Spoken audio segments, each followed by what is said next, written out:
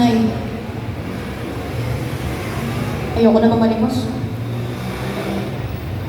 Ang sabi ko po, ayoko na mamalimos. Ayoko na magtalkan ng basura.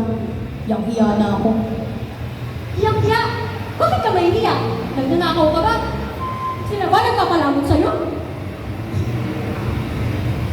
Sa katulad natin ngayon, mas marangal ang malimos! Nay, matanda na ho kayo. Kailangan nyo ang pahinga. Pilit lang din kayo eh. Nabamalimos tayo dahil kay Chokacho. Bakit ang ginawa ko ni Moksugal? Piso. Namamalimos ka. Dahil kahit pa paano, kumikita tayo ng walang puhunan. 50! 60 pesos sa isang araw! Pinusa mo!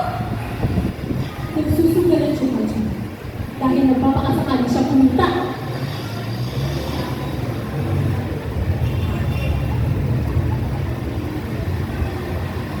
Wala nung mga ito.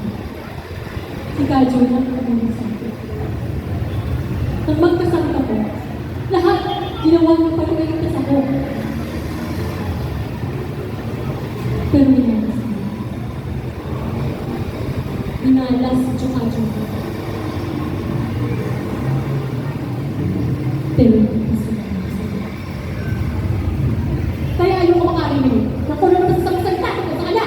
Nay, gusto ko na naman sabihin eh. Pwede ko trabaho na lang eh. Ano yung klase trabaho mong papasukan mo? Magnanakaw ka? Ganun ba? Ititinda mo yung katawan mo? Ano nga? Sabihin mo, anong trabaho pwede mong pasukan? Singer. Sus! Sino? Singer, panganganta, sa club. Ayos din yun ha. Tandaan niyo ba noon? Nag-aaral pa ho ako. Palagi ako pinapakita sa mga program. Hindi ka naman marunong umidles. Ang mga usong kanta kayo ng umidles. Paano yun? Hindi ka pang Tagalog po mamantay ko. Panoorin niyo po ako. Tawag na yun.